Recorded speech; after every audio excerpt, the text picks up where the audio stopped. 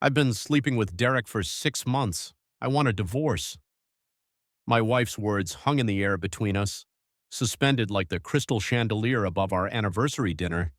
10 years of marriage shattered in 10 seconds. I set down my fork. The restaurant noise faded away. Only Melissa's face remained in focus, her expression a mixture of defiance and guilt. Derek? I asked, though I already knew. Her personal trainer, the guy she'd sworn was just helping with form. Yes, Derek. She straightened her shoulders. I'm moving in with him next week. Our waiter approached with champagne, the expensive bottle I'd pre-ordered for our 10th anniversary toast. I waved him off. Melissa leaned forward. Aren't you going to say anything, James? I was James Parker, 38 years old, senior software engineer at Nexus Technologies, reliable, steady, the guy who color-coded our spice rack and remembered to change the furnace filters, and apparently the guy whose wife had been cheating for half a year. On our anniversary dinner, I finally managed. That's when you decided to tell me? I thought a public place would be better. She glanced around at the other diners. Keep things civil. I nodded slowly, processing. The restaurant suddenly felt like a stage, and we were actors in a play I hadn't rehearsed for. How considerate, I said. Then I smiled and reached for my jacket pocket. Her eyes widened. Maybe she expected me to cause a scene. Maybe she thought I'd beg her to stay. Instead, I handed her an envelope. What's this? She asked, confusion creasing her brow. Open it. She hesitated before sliding her manicured nail under the flap. Inside were photos. Her eyes narrowed as she flipped through them, her face draining of color with each image. How did you? She stammered. No, I finished for her. About 3 months ago. The night you said you were at a girls' dinner but tagged yourself at the gym on Instagram. Small mistake, but it got me wondering. The photo showed everything. Melissa and Derek entering his apartment building, kissing in his car, having lunch at a cafe 40 miles away where they thought nobody would recognize them. I hired someone, I continued, just to be sure before I confronted you. Her hands trembled. You've been spying on me? I prefer to call it due diligence. I reached for the envelope and pulled out one more document, thicker than the photos. This is a divorce agreement my lawyer drafted. Everything's split fairly. The house sells, we divide the proceeds. You keep your car, I keep mine. No alimony since we both work. Her mouth opened and closed like a fish gasping for water. You planned this? She whispered. No, Melissa, you planned this. I'm just making sure I don't get blindsided twice. I stood up, dropped $300 bills on the table. Happy anniversary. I walked out, leaving her staring at the evidence of her betrayal. Outside, the cool evening air hit my face. My hand shook as I fumbled for my car keys. I'd rehearsed that moment for weeks, but nothing prepares you for actually doing it. My phone buzzed. A text from my best friend, Alex. How did it go? I typed back. It's done. I'm headed home, or what used to be home. The drive to my house was a blur. 10 years of memories flashed through my mind like highway markers. Our first apartment, the honeymoon in Bali, the miscarriage 3 years ago that nearly broke us. Had that been the beginning of the end? I pulled into the driveway of our suburban home. The porch light was on, the automatic timer I'd installed last spring. Inside, the house felt cavernous. Empty, though nothing had been moved yet. I poured myself 2 fingers of whiskey and sank onto the couch. Our wedding photo stared at me from the mantel. We looked so goddamn happy. My phone rang. Melissa. I don't want to talk right now, I answered. James, please, her voice cracked. Can we discuss this like adults? Like the adult who cheated for 6 months, or the adult who waited until our anniversary dinner to drop the bomb? Silence stretched between us. I'm coming home, she finally said. We should talk face to face. No, I replied firmly. Not tonight. Stay with Derek. Isn't that the plan anyway? She began to cry. It wasn't supposed to happen like this. How was it supposed to happen, Melissa? Was there a good way to tell your husband you've been fucking your trainer? I hung up and turned off my phone. That night, I slept in the guest room. Couldn't bear our bed, thinking of her there, thinking of her lying next to me after being with him. Morning came with cruel brightness. I had 37 missed calls and texts, most from Melissa, one from my mother asking about our anniversary dinner, 3 from Alex checking if I was okay. I called in sick to work, something I rarely did, and started packing Melissa's things, not out of kindness, but to speed up the inevitable. Each item of clothing, each piece of jewelry, each framed photo felt like removing a bandage slowly, painful but necessary. By noon, the doorbell rang. I opened it to find Melissa, eyes puffy and red. "You're packing my stuff?" she asked, looking past me at the boxes in the hallway. Seemed efficient. She stepped inside cautiously, like entering a stranger's home. "Can we talk now?" I gestured to the kitchen table. We sat across from each other, the polished wood between us like a no man's land. "How long have you known?" she asked. "Does it matter?" "It matters to me." I sighed. I suspected something was off for months. The late-night gym sessions, the new lingerie you never wore for me, the way you guarded your phone. But I had proof 3 months ago. "And you waited. Why?" "I wanted to be sure, and I needed time to protect myself, financially, emotionally." She flinched at that. "I still love you," she whispered. I laughed, a harsh, unfamiliar sound. "No, you don't. You love the stability I provide, the nice house, the vacations, the health insurance. But if you loved me, we wouldn't be having this conversation." "It's not that simple." "Actually, it is. You made choices, Melissa, multiple times. Every time you texted him, every time you lied about where you were going, every time you slept with him and then came home to me, those were all choices." Tears spilled down her cheeks. "Derek makes me feel alive." "When was the last time we did anything exciting, James? When was the last time you looked at me like I was desirable, not just reliable?" The accusation stung because there was a kernel of truth in it. We had fallen into routines, comfortable, predictable.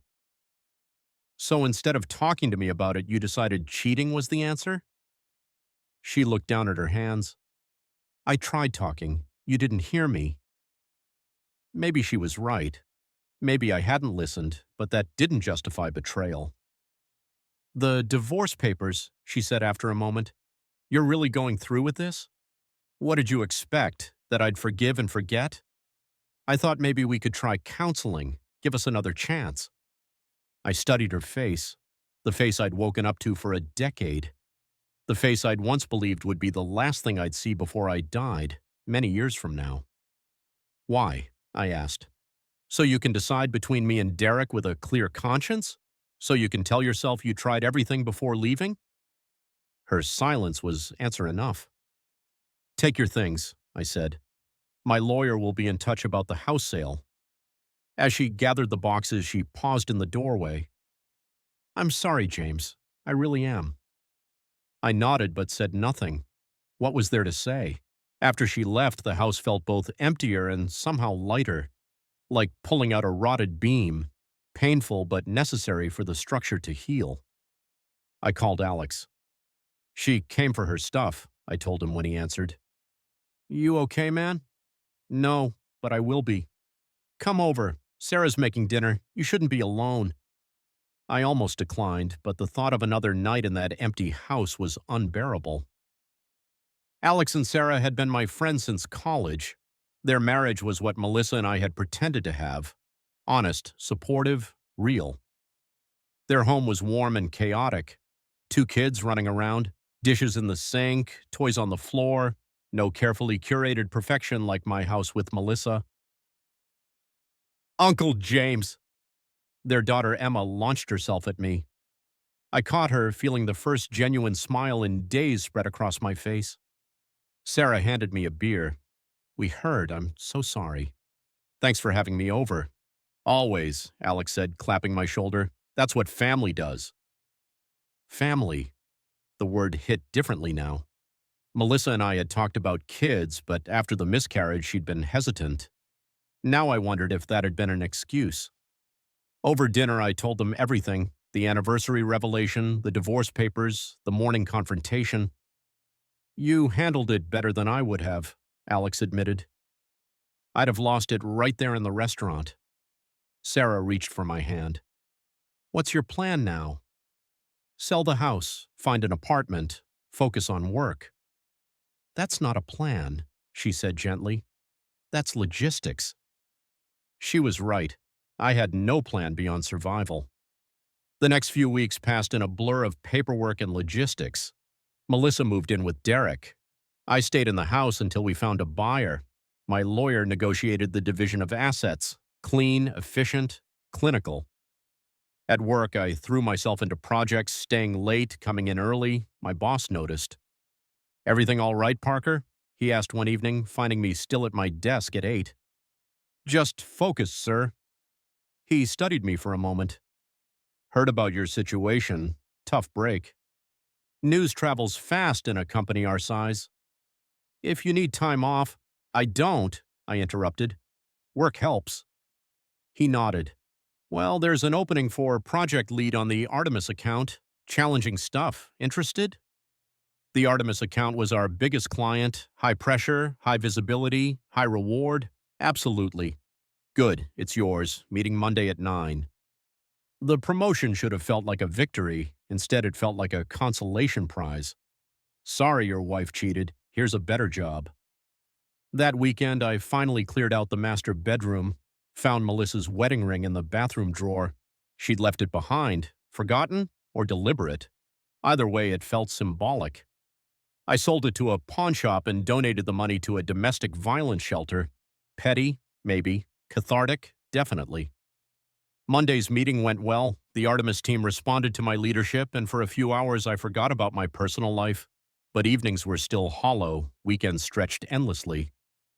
Alex suggested I try dating apps. Get back out there, he encouraged. I downloaded one but couldn't bring myself to create a profile. The thought of explaining my situation to strangers exhausted me. 3 months after our anniversary dinner, the house sold. Splitting the proceeds meant I had a decent nest egg. I found a modern apartment downtown, the opposite of our suburban home. No yard to maintain, no memories lurking in corners. Moving day brought an unexpected visitor, Melissa standing awkwardly in the driveway as movers loaded the truck. What are you doing here? I asked, not unkindly, just surprised. I wanted to see the house one last time. She looked thinner, her designer clothes hanging loosely. And check on you. I'm fine. She nodded, unconvinced. I heard you got promoted. Congratulations. Thanks. Awkward silence stretched between us. Derek and I broke up, she finally said. I felt nothing. No satisfaction, no hope. Just nothing. I'm sorry to hear that. She looked up, searching my face. Really? Yeah. I wouldn't wish this feeling on anyone. She stepped closer.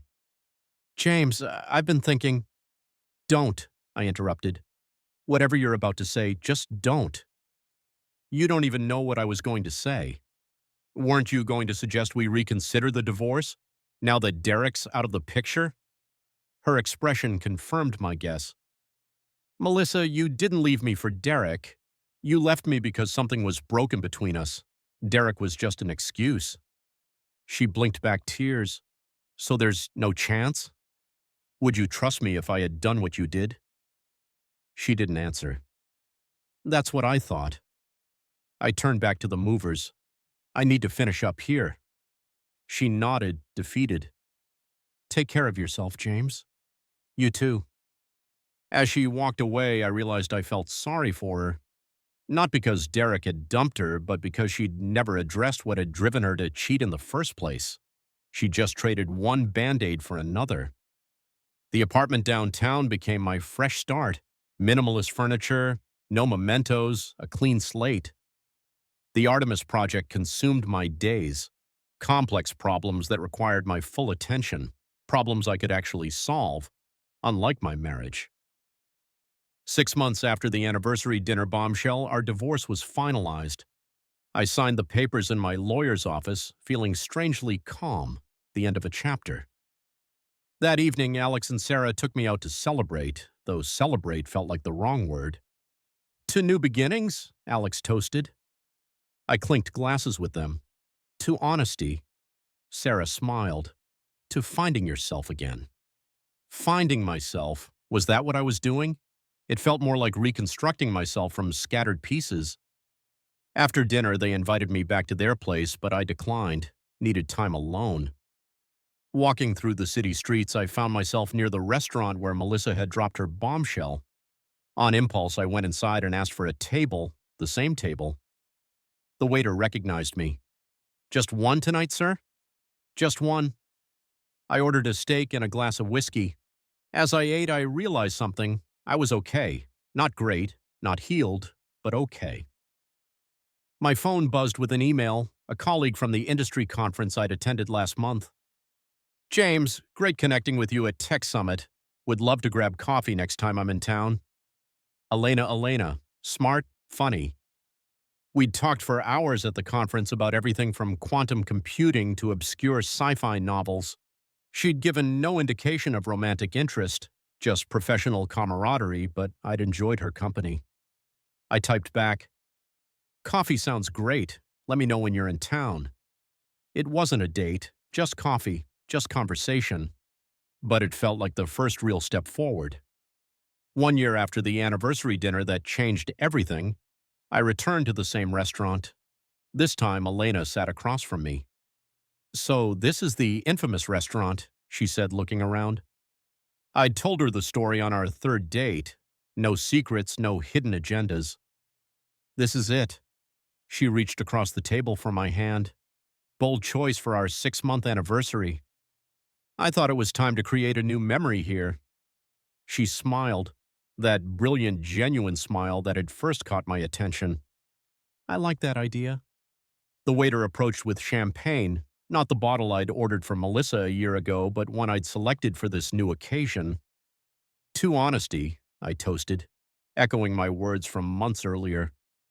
"To healing," Elena added. "And to unexpected endings that become new beginnings." We clinked glasses, and I felt something I hadn't experienced in a long time. Hope. Not just contentment, not just acceptance, but genuine hope for the future. The betrayal had nearly broken me. But sitting there, 1 year later, I realized that sometimes the things we think will destroy us actually rebuild us, stronger, wiser, and more authentic than before. I smiled at Elena, feeling gratitude wash over me, not for what I'd lost, but for what I'd found in the aftermath.